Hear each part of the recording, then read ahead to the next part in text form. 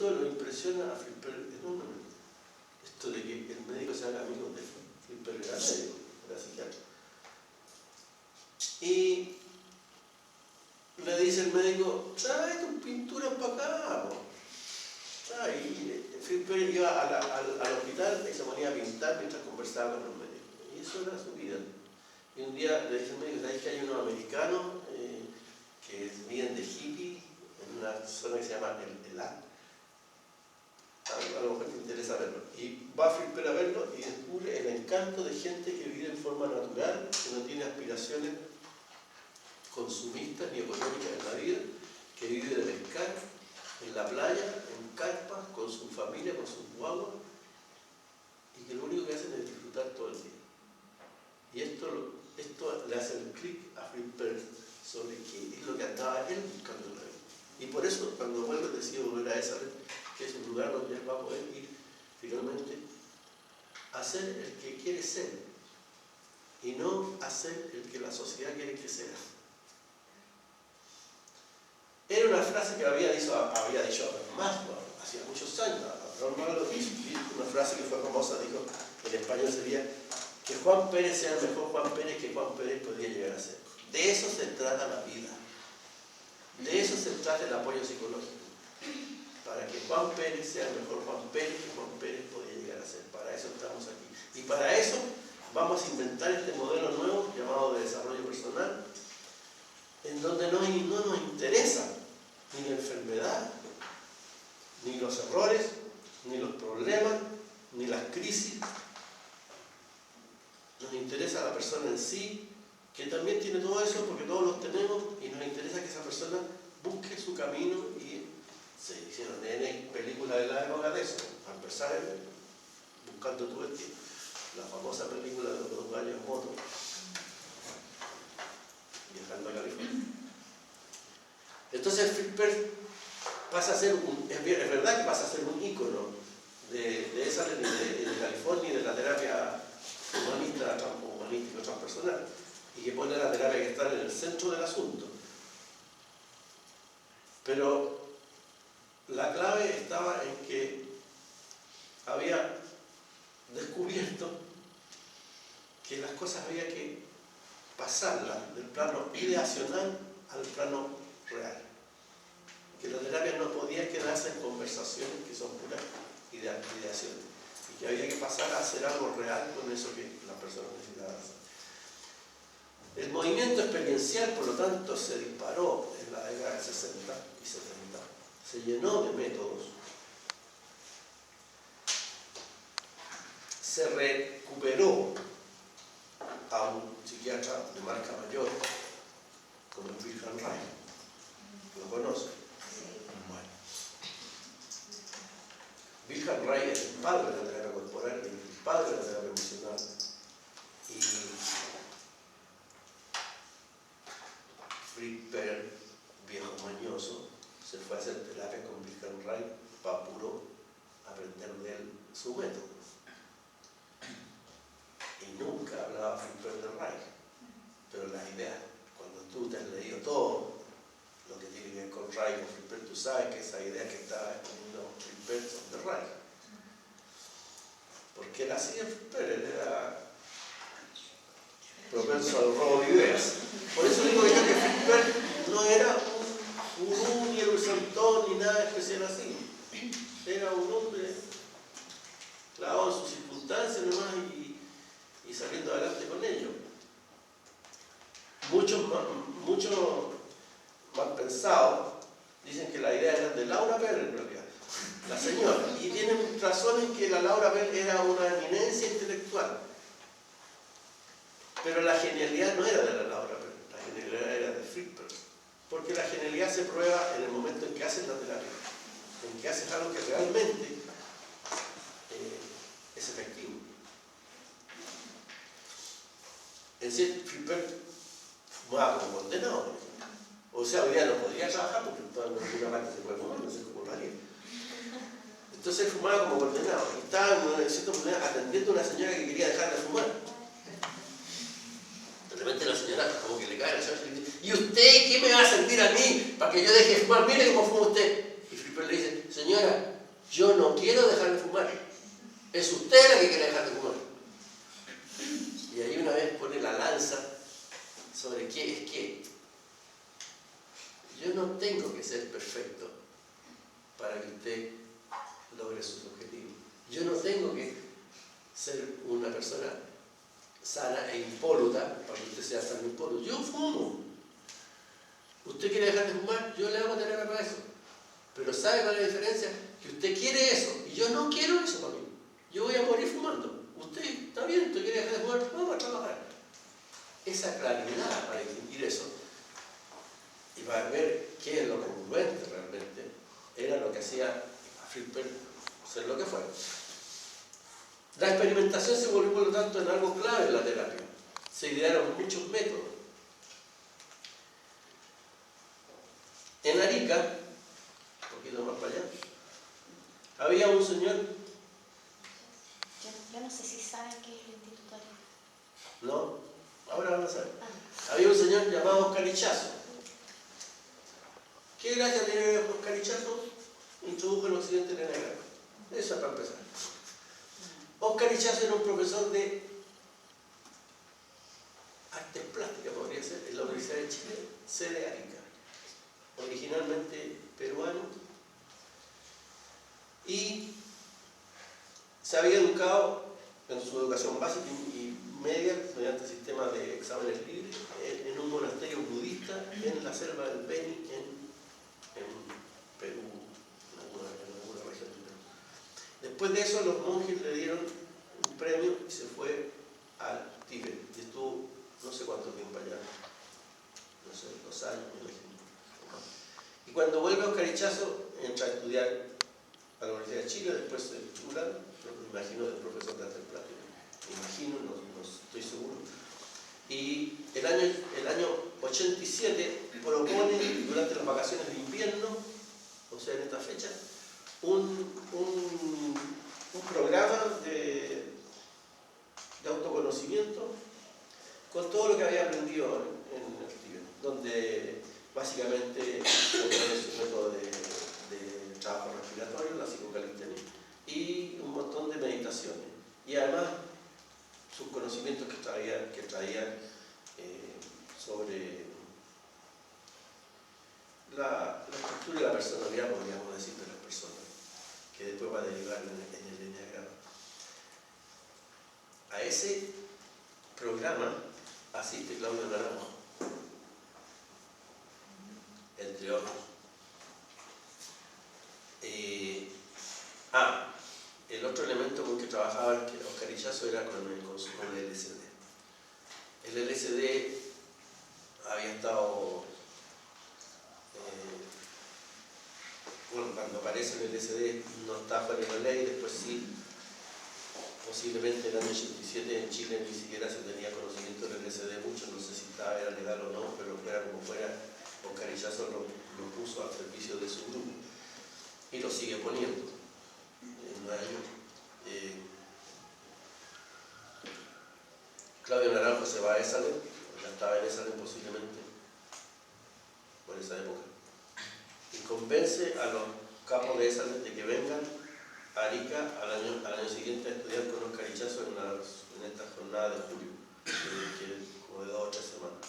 Así que viene una rana mayor de Esalen a estudiar a Arica en un charter que no llegó a Santiago, llegó directamente a Arica. 22 esalenianos vienen a estudiar con Oscar Ichazo y después de eso lo convencen de que se vaya a Estados Unidos y Oscar Ichazo se va a Estados Unidos, pero en vez de ir a California se va a Nueva York y ella crea su instituto Arica. Cuando yo llego a Esalen y entro a la librería y me encuentro con una cuestión que dice Oscar Ichazo Psychocalisthenic Arica System. Yo dije, Arica debe ser una sigla. Entonces lo puse a leer. ¿Cómo es posible que yo, siendo chileno, tenga que ir a California, a la librería de esa, para conocer a un gallo que trabajó en Chile y que es una lumbrera en el mundo de la meditación y del trabajo corporal americano? ¿Cómo es posible que en Chile no exista ni se conozca nada de esto? Esa era, porque yo digo, esto era a los 15 años. Ahí está el libro, ya me lo robaron, a mí me han pelado muchos libros que está aquí de Estados Unidos. Ese ya no lo tengo. Creo que por ahí, con suerte, tengo una fotocopia. Entonces había un movimiento muy fuerte de experimentación, tanto en el nivel corporal, en el nivel emocional, como en el nivel meditativo. Todo eso, el crisol, más que el filtro, donde estallaba y se alcanzaba reconocimiento mundial, era esa. O sea, la gente tenía en el currículum, yo hice esto en esa y eso era suficiente. De hecho, ustedes han leído, los que les interesa la PNL, me imagino, de Sapo a Príncipe, ¿o no? Es un libro de 4 vientos, así que está al alcance de nosotros. De Sapo a Príncipe es uno de los libros clave de los creadores de la PNL, de Bandler y Glimmer, que ocurrió, es un taller que ocurrió en la Big House de esa, en la misma que yo estudié. Ahí mismo se hizo ese taller. Porque cualquier cosa que valiera la pena en este movimiento experiencial o experimentalista, llegaba a esa. La Charlotte Selber, que creó el método de conciencia sensorial, por ejemplo, era íntima amiga de Philip. Philip iba a todos los talleres. Taller que llegaba, él lo iba a hacer y se metía, porque él andaba buscando por todos lados y haciendo sociedades y grupos. Y después de eso venía su lado negro, porque Philip siempre quería ser la privadora, como dicen, y él era el florero, era la mesa y el florero eran las flores, todo junto, y no permitía que nadie lo opacara. Entonces sus peleas eternas, por ejemplo, su gran pelea con el Chut y con Claudio Naranjo, se deriva de ese aspecto caracterológico es que no lo pudo superar nunca. Y que trajo tragedias tremendas como la que vivió Claudio Naranjo. Pero él estaba siempre abierto a todo tipo de experimentación porque él creía que a través de la experiencia y de la experimentación de algo era como se podía ir conociendo la ciencia y avanzando. Por supuesto que Philip no tenía un pelo de transpersonal. No era ese su mundo. Cuando se da la vuelta por el mundo, él se va a un monasterio en Japón porque le dijeron, mira, lo que tú necesitas es ir a un lugar así, porque en ese monasterio vaya a estar solo, encerrado en una pieza, un mes. Te van a dar la pura comida y ahí resolverás tu cuita. Tuvo 2 días. Claro, no lo soportó. Se fue del monasterio. No era para él eso. Él, cuando hablaban de meditación, por eso no endiosemos a Philip. Él decía, la meditación es ni cagar ni bajarse la basura. Eso era para él la meditación. O sea, tenía ideas súper pesadas con respecto al mundo transpersonal. Él era un humanístico 100%. Hoy día existen libros que se llaman Gestalt transpersonal y eso es posible, por supuesto. Pero él no estaba ni ahí. En general, esa no estaba ni ahí con lo que no pudiera ser experienciado. En esencia, el movimiento transpersonal que busca una forma de acercamiento distinto a lo divino, nace de una idea similar, y es que no acepto que me digan que tengo que creer en Dios. Lo que quiero es sentir a Dios. Si lo siento, entonces voy a confiar en Él. Pero si me dicen cree en Dios y no siento nada, como no me satisface. Y por eso que el movimiento que surge posteriormente de psicología transpersonal surge fundamentalmente de los humanísticos que han llegado a un nivel de trabajo y de trabajo y de trabajo en que se hace realidad la necesidad de algo que trascienda, porque lo empiezan a vivenciar. No surge antes. Lo transpersonal no surge como una idea, ni como una teoría, ni como una concepción pensada. Surge porque las personas que están en el movimiento empiezan a sentir que se les ha puesto una necesidad y lo empiezan a sentir. Entonces empiezan a desarrollar formas de trabajo transpersonal. Bueno, no me quiero saltar porque ahí está Stalin Grof, Pero el tema es que distintas personas como Feldenkrais, Moshe Feldenkrais, otro judío, Charlotte Selber y por supuesto William Enchuk, confluyen a mover todo esto que va a ocurrir a través de la acción. Y como digo, se resucita a Wilhelm Reich, porque Wilhelm Reich te está dando el peso realmente científico. El axioma número 1 de Wilhelm Reich, que es todo organismo vivo se expande en un medio favorable y se contrae en un medio favorable, es fundamental para entender lo que ocurre con el individuo en la sociedad.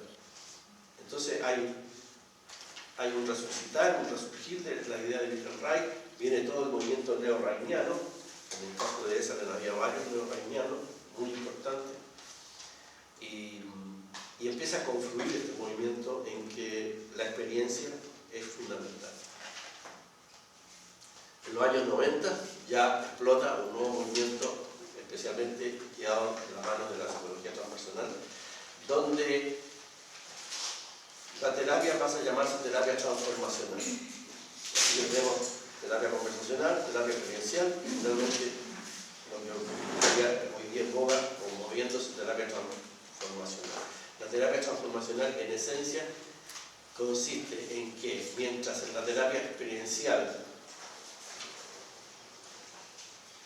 estás haciendo algo para que la conciencia haga algo, todo el proceso se basa en un darse cuenta, por ejemplo, o en un insight, en un desarrollo de tu capacidad consciente y de la conciencia para hacer tu cambio o el cambio.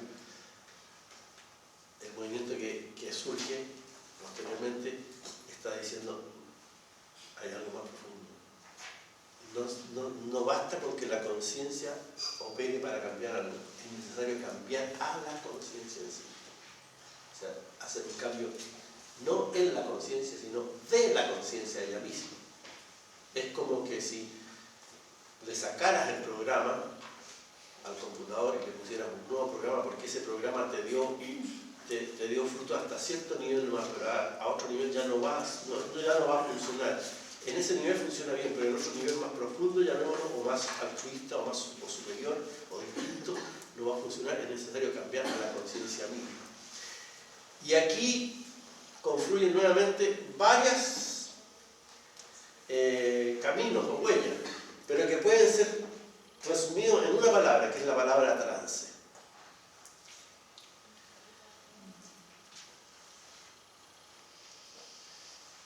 Ustedes saben que existe el trance hipnótico, trance chamánico, trance psicodélico, mediante ingestos de planta o lo que sea. ¿Qué es el trance o las formas de trance? ¿Qué son en esencia el contexto del movimiento? Es un cambio dentro de la conciencia en el cual la conciencia opera de una manera distinta. Hoy día los ciúticos y los que están siempre de moda llenan internet aquí en Chile y en otra parte, está lleno de diplomados de mindfulness. Mindfulness no significa nada más que ampliar la conciencia. Es algo simple y se aprende muy rápido. No tengo para qué hacer un diploma. Pero está de moda. ¿Pero qué significa eso? Significa básicamente que en algún momento se acepta y se reconoce lo que ha venido existiendo en distintos movimientos anteriores, sean nativos, chamánicos, hipnóticos, de la laya que sea, se ha venido a reconocer que ese estado, que lo podríamos llamar de estar absorto o estar encantado, es un estado que facilita el cambio de una manera mucho más efectiva, porque la conciencia está en un estado distinto. No estoy hablando necesariamente de un estado alterado de conciencia, estoy simplemente hablando de un estado de conciencia ampliada. Y eso es lo que los métodos empiezan a desarrollarse buscando cómo trabajar eso. Y yo por lo menos puedo reconocer 3 métodos que se manejan en ese plano, que son en el plano más corporal, el método Feldenkrais de desarrollo de la conciencia corporal, la programación neurolingüística y la terapia armónica. Son métodos que están en esa, que están diciendo, vamos a trabajar de esta manera. En la terapia Gestalt, y no solo en la terapia Gestalt, en cualquier situación de la vida, tú puedes entrar en un estado de conciencia ampliada, en forma natural o en forma simple. La música te permite entrar en un estado de expresión de conciencia, en muchas mujeres el parto, obviamente hay estados de profunda, estar absorto o de tratamiento en el enamoramiento. Hay clichés evidentes, la puesta de sol, qué sé yo, en que puede estar en estado de encantamiento o absorto.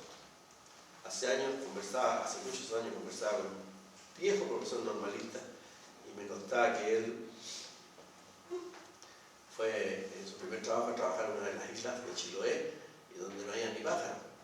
Entonces, un día estaba haciendo clases típicas de escuelas unidocentes y los niños empezaban a decir, profe, mire el barco.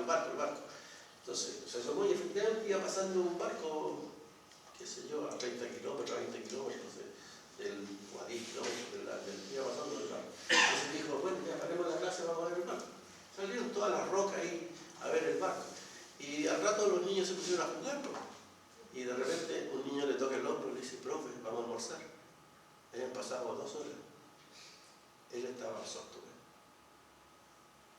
Él entró en un estado de absorción, de estar absorto.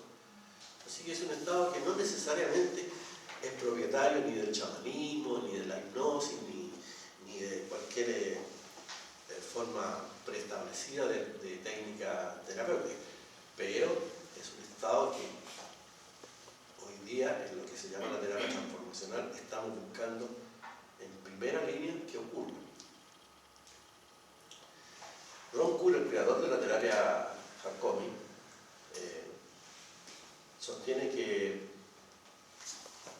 la terapia Hakomi es la única que trabaja en estado de expresión de conciencia. Yo, por mucho que trabaje en terapia Hakomi, no voy a avalar a Ron Kuhl en eso, porque yo creo que hay muchas formas de entrar en el estado de expresión de conciencia, no solo en la terapia Hakomi. La diferencia que hace Ron Kuhl es que él es el primero que en sus principios del método dice, uno de los principios de trabajo va a ser el principio de expresión de conciencia. Y vamos a trabajar desde este estado. Si no trabajas en el estado de expresión de conciencia en terapia Hakomi, no estás haciendo terapia Hakomi. Pero el estado puede alcanzarse de muchas maneras. De hecho, en la terapia Gestalt se alcanza fácilmente mediante lo que se llama el continuum de conciencia, que es un estado en que entra la persona, por ejemplo, por el simple hecho que empieza a repetir ahora me está pasando esto, ahora veo esto, ahora siento esto, ahora. Y cuando sigues en eso, entra en un estado que se le llama continuum de conciencia. Y lo más probable es que empiece a quedar como habría dicho Flipper, porque en un momento quiso llamarla así a su terapia de concentración, que quedes concentrado en ti mismo, o inclusive en tu interioridad. De modo que la terapia fue dando a pasos. La historia de la terapia además se fue construyendo a partir de los propios errores. Los terapeutas, yo tengo 40 años trabajando en esto, sabemos que hemos cometido errores. A ver, hay gente que dice que si volvieran a hacer haría todo igual. Yo ni cagado. O sea, yo no haría nada. No. Yo he cometido muchas estupideces. Soy 4 veces separado. ¿Cómo voy a hacer la misma boca de nuevo? No puede ser que todo, yo haría todo igual porque gracias a eso soy el que soy. No, me venga, yo no lo haría todo igual. En la terapia, en la historia de terapia ocurrió eso. Los terapeutas y la terapia se han dado cuenta y nos hemos dado cuenta de que hay cuestiones que las hicimos mal, porque estábamos experimentando. De hecho, la terapia Gestalt se entendió súper mal al principio. En Chile se entendió muy mal. Se le asumió como una terapia de confrontación. La gente tenía miedo de ir a la terapia Gestalt porque no sé qué iban a hacer. En alguna oportunidad yo fui a hacer un taller con un grupo, me contrataron para ir a desarmar lo que un terapeuta Gestalt había hecho. Habían entregado todo para... Así que cuando fui estaban todos así. Empezar a desarmar porque el terapeuta anterior, que no era cualquier gallo, era un psiquiatra, creía lo que creía que la terapia Gestalt era una cuestión de confrontación. ¿Y qué había hecho en la primera sesión? Le dijo una señora, póngase al medio, y la empezó a a atacar, la hizo mierda la señora. Y eso no es terapia gestal, pero hay gente que cree que sí, porque cree que la terapia gestal es un ejercicio de confrontación duro. Pero es cierto que en terapia gestal se fue construyendo y se fue avanzando gracias a los errores y a los aciertos. Y han habido muchos errores, yo he cometido muchos errores, los sigo cometiendo en mi trabajo. Hay ¿a quién le gusta el jazz aquí? Ay, ya, yo sabía que este plato tenía que Hay un jazzista que se llama Mike Davis, es el más grande trompetista que ha existido. Mike Davis era un músico negro, por supuesto, no era judío, que tocaba música no por oído, como todos los jazzistas, tocaba música por pauta. Era un gran músico. Obviamente, como todos los jazzistas, drogados hasta el pelo. La trompeta es un instrumento y en el jazz además, donde permanentemente se improvisa. El jazz es un arte de improvisación. Charlie Parker, por ejemplo, que es el más grande saxofonista que ha existido, en su historia se narra que él, suponte tú, tocó un tema, Samson, por ejemplo, o Sometime, cualquiera que haya sido, que lo tocó en su historia 300 veces y nunca lo tocó igual. Se cuenta. Porque el jazz es un arte de improvisación. Por lo tanto, es un arte donde es fácil apretar la tecla y equivocar. Le preguntan a Mike Davis algo que era insólito. ¿Por qué nunca se equivoca? Nunca mete la tecla equivocada, nunca desafina en su escala melódica. Y dice Mike Davis, porque el error está en la segunda nota. Cuando tú tienes una idea preconcebida de lo que es la terapia y te equivocas en un paso, como tienes una idea preconcebida, das el segundo paso erróneo. O sea, sigues con tu idea preconcebida en vez de cambiar inmediatamente. En la música es fácil, porque la música está hecha de escalas. Y las escalas son todas circulares y finalmente tú pasas por la misma nota antes o después. Si tú tienes una escala, vamos, la más simple, do, re, mi. Y la escala dice que después de do vas a tocar re. Y toca ahí re sostenido. Entonces lo que viene después de re sostenido no es mi, sino que es fa. De manera que Mike Davis cuando tocaba do, re sostenido, y todo el mundo estaba esperando que tocara mi y se equivocara, tocaba fa. Y fa es una subdominante de do, así que podía fácilmente volver a do. El error está en la segunda nota. En la terapia es lo mismo. La terapia avanzó en la medida en que muchas veces tocó la segunda nota y cometió el error, hasta que comprendió que no era esa la nota que había que tocar, que había que tocar otra nota porque la situación real era distinta y no servía el modelo preestablecido. Bueno,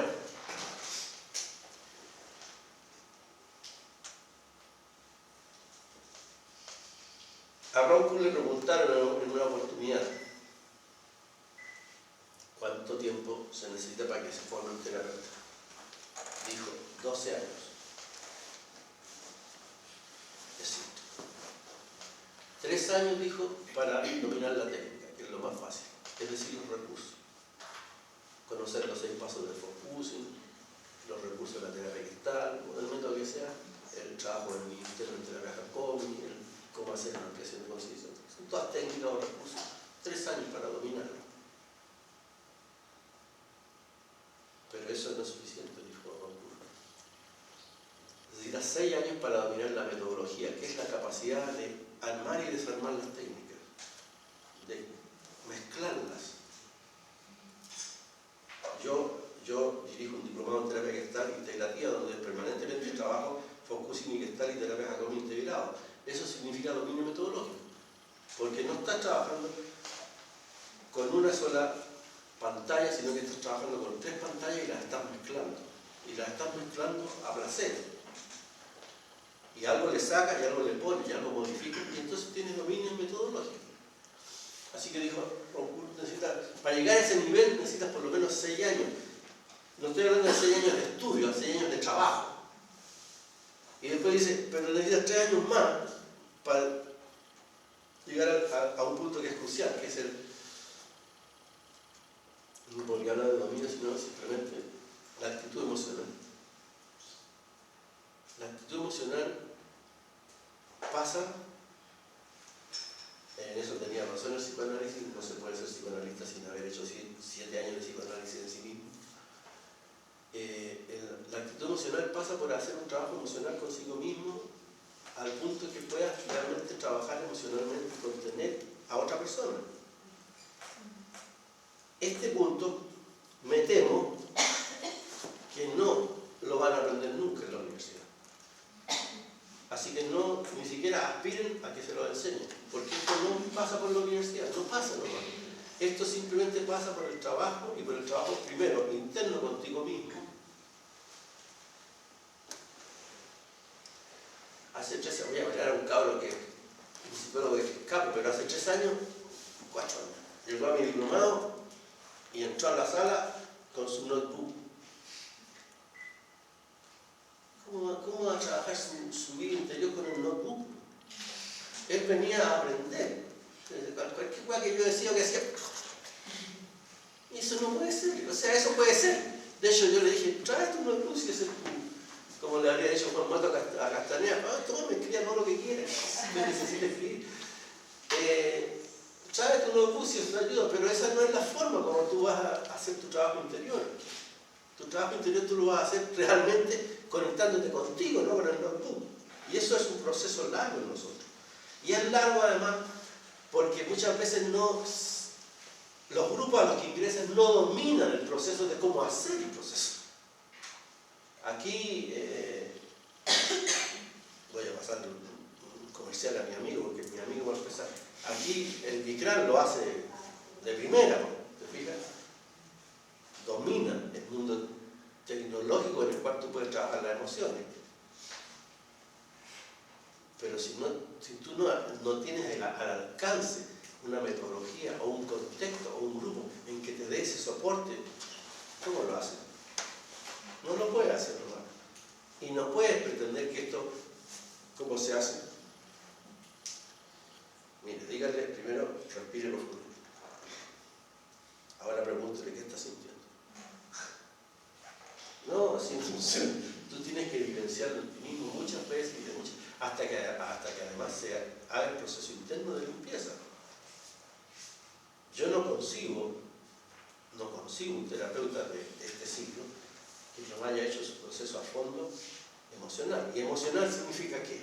Significa haber trabajado y revisado mis miedos, haber trabajado y revisado mis penas, haber trabajado y revisado mis risas, haber trabajado y revisado mi vida sexual y haber revisado y trabajado mi ira y mi rabia. Si tú no has hecho esos 5 planos, tú no puedes trabajar realmente como terapeuta a fondo.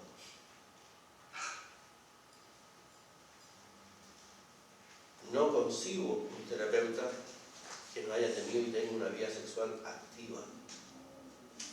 No puede ser eso. ¿Cómo vaya a trabajar realmente? Si tú no tienes vida sexual o no la tuviste. No puede. ¿Cómo? En el modelo rainiano, donde el trabajo pélvico es fundamental y donde la liberación de la pelvis y el logro de lo que se llama en terapia rainiana, el orgasmo total, es una clave en el cambio, ¿cómo vaya a trabajar si tú te lavas las manos de tu propia sexualidad? Entonces hay cuestiones que hay que trabajar y haber trabajado ya. Yo no me puse a tener relaciones sexuales a los 68 años, que es lo que tengo ahora. No, lo empecé a los 17 años y ya estaba retrasado. La vida sexual tiene que tener su vida, su actividad, para que realmente pueda ser la persona completa que necesita ser. Y eso con respecto a todo el mundo emocional. El miedo es algo que está profundamente enraizado en nuestra cultura. así tú hayas nacido en el año 90, porque nosotros venimos de un contexto dictatorial donde el miedo y el amedrentamiento estuvo presente en todas nuestras células de día y de noche. Hay una novela de un premio Nobel chino, que no me acuerdo el nombre, que expresa esto. El chino sabe que en la granja colectiva donde está trabajando en China tiene muchas posibilidades de morir. Lo está pasando muy mal. Entonces, logra y se consigue que lo transfieran a otra región. Y lo logra, con buenas y malas artes, logra que lo transfieran a otra región, se va a 1000 kilómetros de donde estaba, a otro lugar, y llega a un pueblo, a una localidad donde hay un jefe del partido, por supuesto, que cuando llega, si usted, no, que yo vengo, aquí está el papel, vengo mandado para acá. Chuta, pero aquí miren, no hay ni donde hospedarlo. En el mundo chino, de hace 20 años, la gente vive en cualquier parte, las casas reciben a 5, 10, 6 personas por habitación, no existe la propiedad privada, se le denomina, se le dan direcciones donde la persona va a vivir. Bueno, el chino llega y le dice el alcalde, digamos, le dice, usted no tiene aquí, no tenemos a dónde ponerlo. Mire, ¿sabe? La única solución, a 2 kilómetros del pueblo hay una bodega donde los campesinos dejan las herramientas en la noche. Una bodega, una cuestión de 2 metros por 1. Ahí podría dormir. Y el chino se va para allá. Y despierta en la noche con un sentimiento de felicidad espectacular. Porque no tiene el miedo de que mientras esté durmiendo haga o diga algo por lo cual pueda ser acusado ante el partido. Puede dormir tranquilo. Eso es el amedrentamiento. Nosotros somos una cultura, especialmente yo, a mi edad, que vivimos sin poder dormir tranquilo. Porque en cualquier momento nos podían despertar y hacernos desaparecer. Entonces el miedo es algo que está en nosotros, aunque tú seas de la UDI, porque es parte de la cultura. Y todo terapeuta tiene que trabajar su miedo. Y tiene que buscar cómo lo hace. En mi opinión, la terapia individual no sirve mucho. Es mucho más eficaz la terapia grupal, es mi opinión. Porque en el grupo se dan condiciones espectaculares de trabajo que no se dan en la terapia individual. En el grupo tú estás trabajando con pares que están en tu misma condición y que por lo tanto te pueden dar un feedback que es realmente reconocible y creíble. El feedback que te da un terapeuta siempre es el feedback que te da el terapeuta. Y tú haces consonancia cognitiva con ese feedback porque le crees al terapeuta. Y si no le crees, igual haces consonancia, porque como si no tendrías que reconocer que estáis perdiendo la plata. Y entonces preferís, no, pues sí, en realidad. Es que yo y los terapeutas lo he escuchado muchas veces, cómo las personas podían alabar un error, porque se supone que lo sabe hacer. En cambio, en un grupo hay un feedback que es de pares. Eso es lo que yo llamo la fuerza de los pares. Y entre los pares se dicen las cosas tal cual son y se pueden, por lo tanto, reconocer y creer. Pero no solo eso. En el grupo se dan condiciones de interacción múltiples que no se dan en la terapia individual. Se dan condiciones de experimentación múltiples que no se dan en la terapia individual. En la terapia grupal yo puedo hacer un ejercicio que se llama el mundo al revés, para el cual necesito a 7 personas para que hagan un ejercicio. ¿Cómo lo hago en forma individual? No.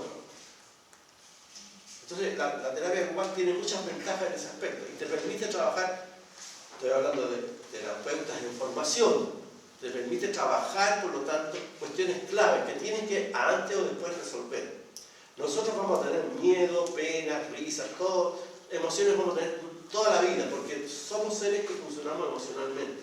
El problema no es tener emociones, el problema es tener emociones bloqueadas.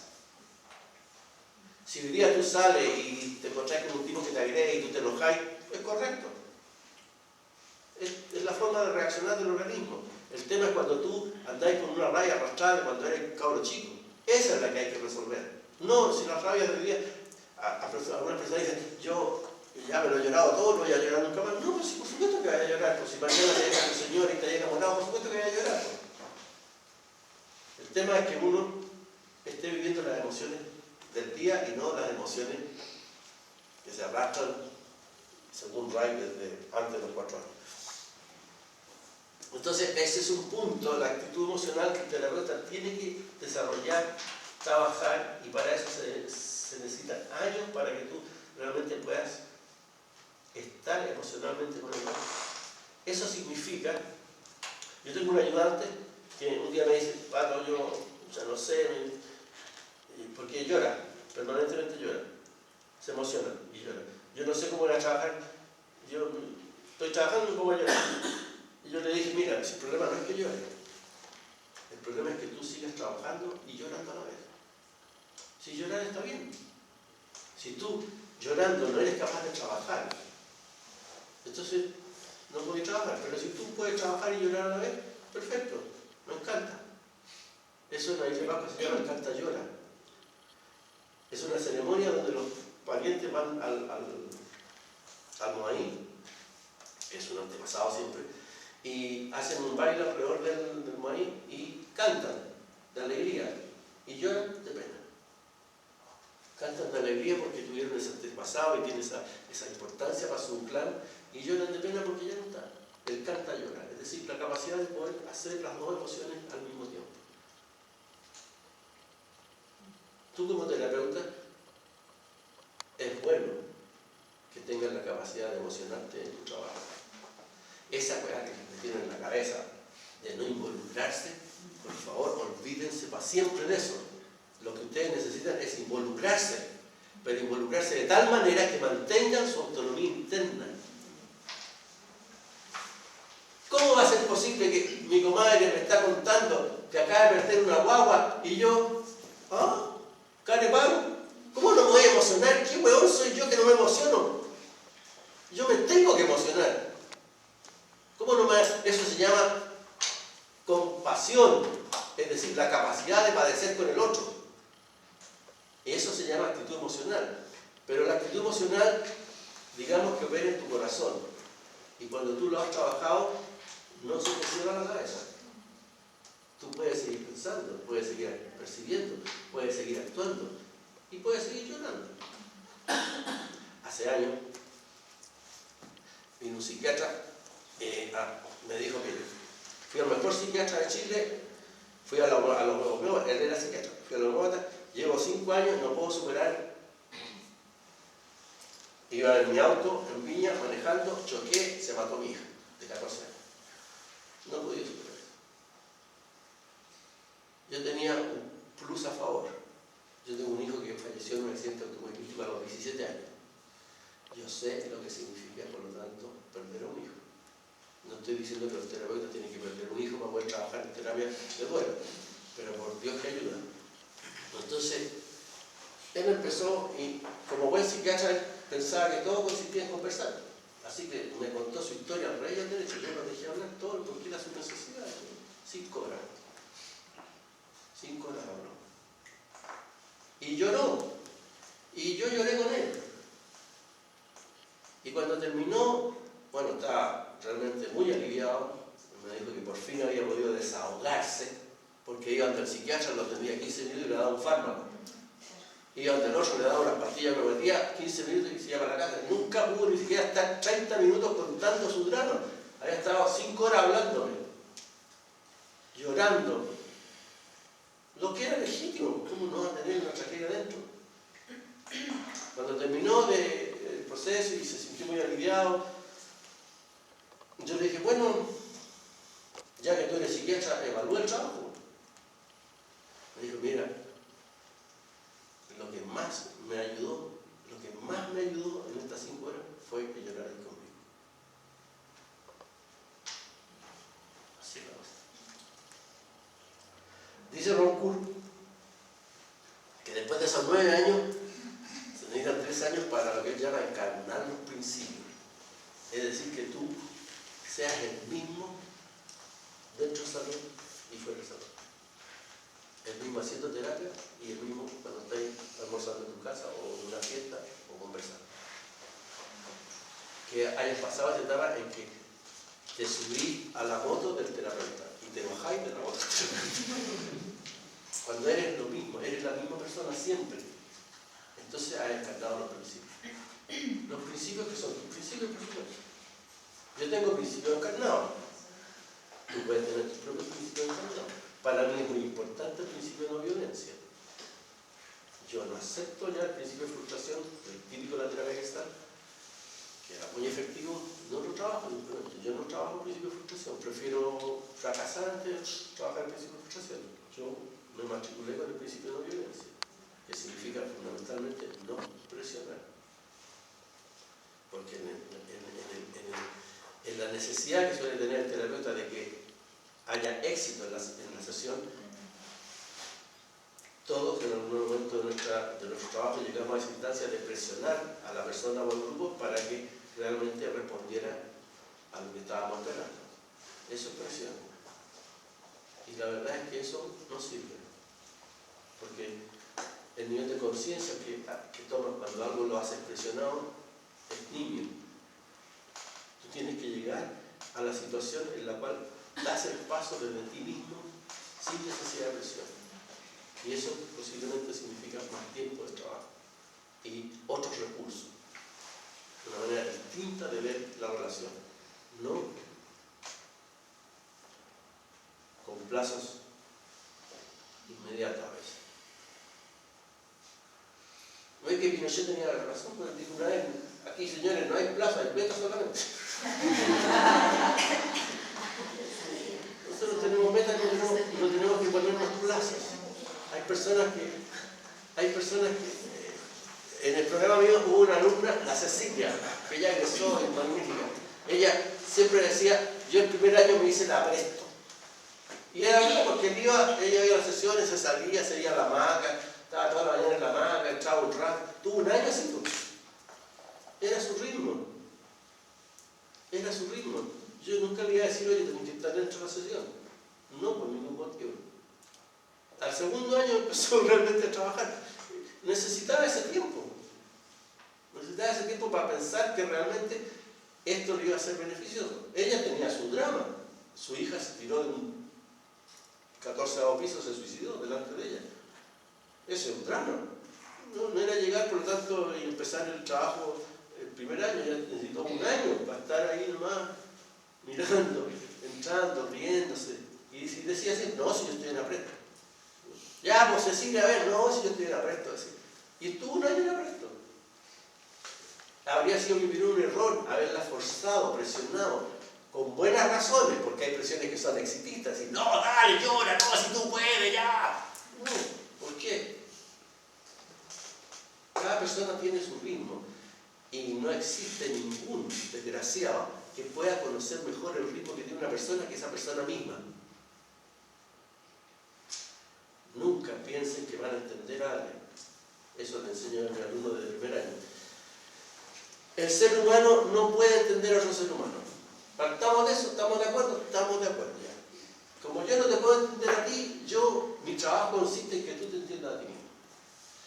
Yo voy a usar todos los recursos que tengo a mi disposición para que tú te entiendas a ti mismo. Porque yo no te puedo entender. Yo entiendo lo que dice, esto me pasó, yo entiendo el idioma, por supuesto. Pero ¿cómo voy a entender lo que viven internamente? No es imposible eso. Yo no puedo en la psicología de los años 70 apareció unas cabritas de la Católica de Santiago con un chiste muy malo. ¿Eh? Decía, yo siento que tú. ¿Qué es lo que significa eso? Si nadie puede sentir lo que siento yo. No, yo siento que tú estuviste súper bien, yo siento. ¿Sabe lo que quiere decir? Yo pienso que usted. Eso es lo que quiere decir. Pero era mal visto decir pienso. Entonces todo el mundo decía yo siento. No es posible sentir lo que siente otra persona. Yo siento lo que yo siento, tú sientes lo que tú sientes. Hay una cuestión fundamental que se llama la analogía. Y es que cuando yo siento, por analogía, tengo la impresión de que estoy sintiendo algo similar a lo que no siento, estamos fritos. Por eso que la emocionalidad es fundamental. Pero yo no puedo sentir lo que tú sientes.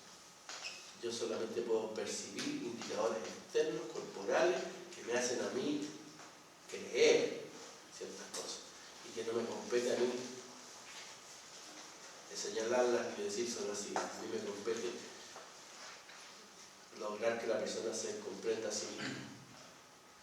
Por eso que hoy día los indicadores corporales más sutiles son fundamentales, porque está toda la información ahí que es no reconocible por el participante y que tú le puedes indicar que la observe para que empiece a desarrollarla. El lenguaje verbal es como un tercio o menos al lado del lenguaje no verbal. Entonces la lectura del lenguaje no verbal es fundamental en la terapia. Así que después de 12 años, dice Ron Kuhn, que es el creador de ese cómic, te puedes sentir, si cumpliste todos los pasos, como un terapeuta hecho y derecho.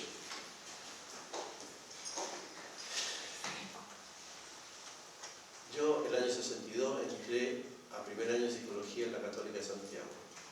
Duré un año. Yo no servía para estar en esa escuela, ni esa escuela me servía a mí. Creo que tomé una decisión horrorosa. No sé si ahora, en ese momento tenía 18 años.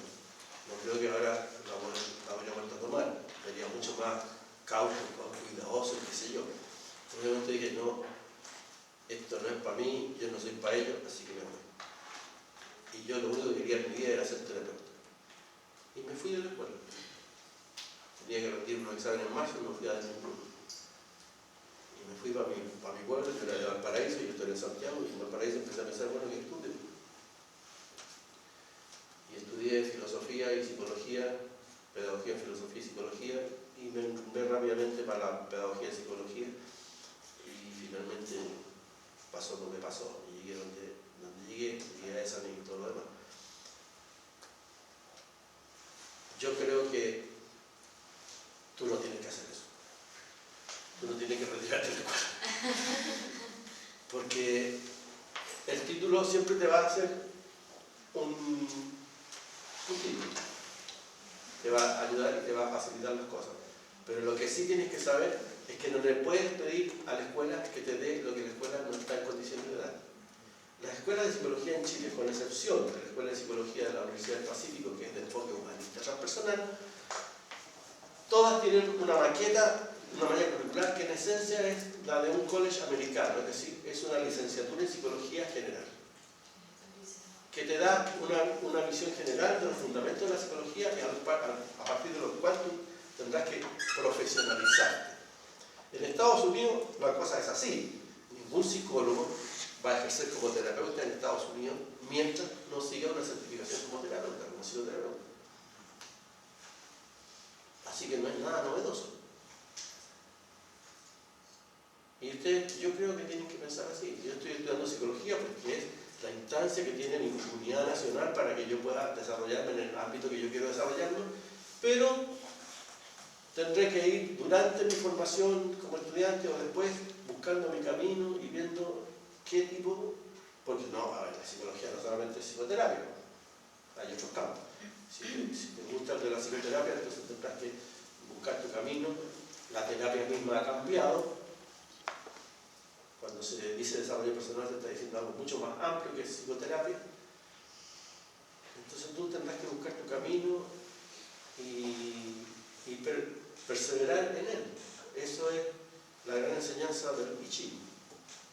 Perseverar la buena fortuna. Tendrás que perseverar, ¿no? Y en esto no, es que son 3 años más, y ¿qué te importa si Ron Cook dice que son 12? ¿Qué te importa? Si vas a tener que seguir igual, ¿no? Porque es muy raro, un cabro que egresa de 22, 23 años, ¿qué terapia va a hacer? Tal vez en un club juvenil. ¿Qué terapia va a hacer? ¿Qué experiencia tiene de la vida? Sí,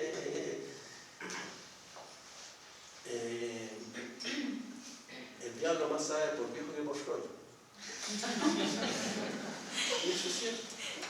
tú vas avanzando en tu edad y vas viendo cómo puedes enfrentar y ayudar en el acompañamiento a otra persona donde te sirve más los años de vida que los libros.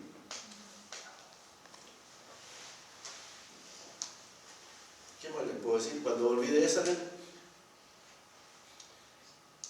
traje 3 palabras. Ese es mi aporte al país, que no existían en Chile. Una fue facilitador, la otra fue desarrollo personal y la otra fue un taller. Eso fue mi aporte cuando empecé a trabajar de vuelta. En Chile no existía el desarrollo personal, no existían los talleres, no existía nada que se llamara facilitador. Ahora mucha gente puede hablar de facilitador, de desarrollo personal, de talleres, parece algo que siempre hubiera existido. No es así. En la década del 60 nada de esto existía, nada. Así que ustedes pueden pensar así: ¿de qué manera voy a ser pionero en la vida de la nación, de la región, de la ciudad? ¿De qué manera voy a ser pionero? Para ser uno que hace lo que ya otros hicieron, bueno, si te gusta, hazlo. Eso sería mi vida. Buenas noches.